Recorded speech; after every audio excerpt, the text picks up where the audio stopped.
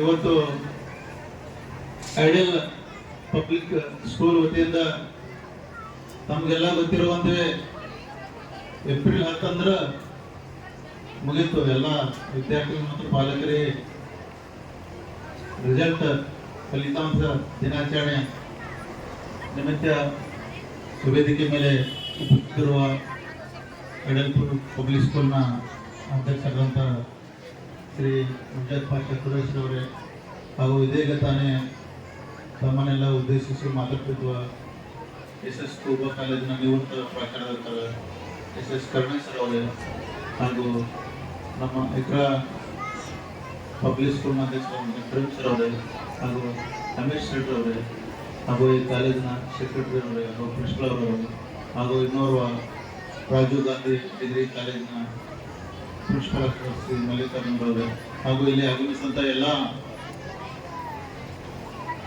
ಪಾಲಕರೇ ಮತ್ತು ವಿದ್ಯಾರ್ಥಿ ಮಿತ್ರರೇ,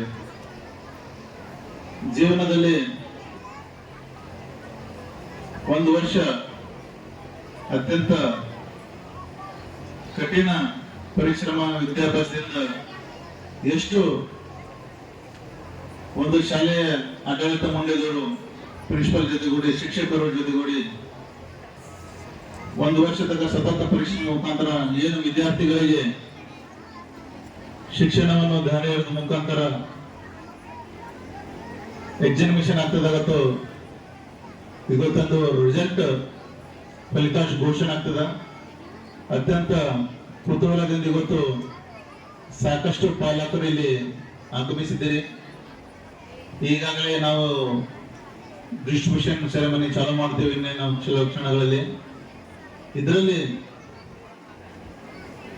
ಯಾರು ಈಗ ಮಾರ್ಕ್ಸ್ಗಳು ನೀವು ಟಾಪ್ ಮಾಡಿದ್ದೀರಿ ಅವ್ರ ಮೇಲೆ ಮತ್ತು ಅವ್ರ ಪಾಲಕರ ಮೇಲೆ ಮತ್ತು ಶಿಕ್ಷಕರ ಮೇಲೆ ಜವಾಬ್ದಾರಿ ಇರ್ತದಕ್ಕೆ. ಈ ಟಾಪ್ ಮತ್ತು ಮುಂದಿನ ವರ್ಷ ನೀವು ಹಿಂದ್ಗಡೆ ಕೆಳಗೆ ಬರಬಾರ್ದು ಯಾವುದೇ ರೀತಿಯಿಂದ.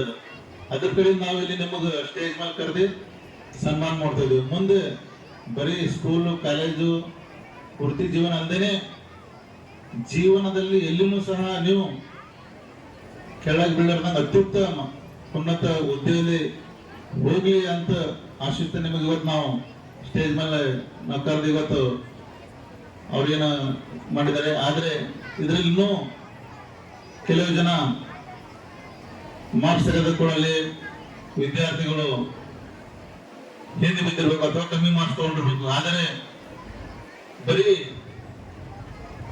ಮಾರ್ಕ್ಸ್ ಒಂದೇ ಇಲ್ಲಿ ಪರಿಗಣನೆ ಬರೋದಿಲ್ಲ.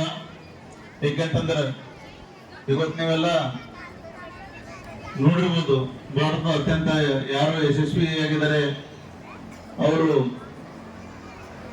ಜೀವನ ಶಿಕ್ಷಣ ಕ್ಷೇತ್ರದಲ್ಲಿ ಅವರು ರಿಸಲ್ಟ್ 3rd ಕ್ಲಾಸ್ ಬಂದಿದೆ.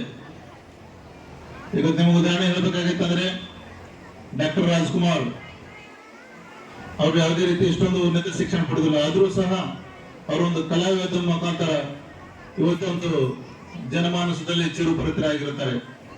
ಅದೇ ರೀತಿ ನೀವೇನು ಕ್ರಿಕೆಟ್ನ ಸಚಿನ್ ತೆಂಡೂಲ್ಕರ್ ಅಂತ ಹೆಸರು ತಗೋತಾ ಇದ್ರಿ. ಇವತ್ತು ಅವರು ಸಹ ಶಿಕ್ಷಣದಲ್ಲಿ ಬಹಳ ಕಮ್ಮಿ ಇದ್ರು ಸಹ ಯಾವುದಾದ್ರೂ ಒಂದು ವಿಶೇಷ ತಮ್ಮಲ್ಲಿ ಪ್ರತಿಭೆ ಇದ್ರೆ ಆ ಪ್ರತಿಭೆ ಮುಖಾಂತರನು ಈಗ ಸಾಕಷ್ಟು ತಾವು ಹೊರಗೆ ಬರಬೇಕು. ಪಾಲಕರು ಈ ನಿಟ್ಟಿನಲ್ಲೂ ಸಹ ವಿಚಾರ ಮಾಡಬೇಕು. ಬರೀ ಯಾರ ಅಭಾವ ಅಂಕಿ ತಗೊಂಡ್ರ ಅವರೇ ಮಾತ್ರ ವಿದ್ಯಾರ್ಥಿಗಳು ಹುಷಾರಾಗ್ತಲ್ಲ. ಅದ್ರ ಕಡೆಯಿಂದ ಸಾಕಷ್ಟು ಇವತ್ತು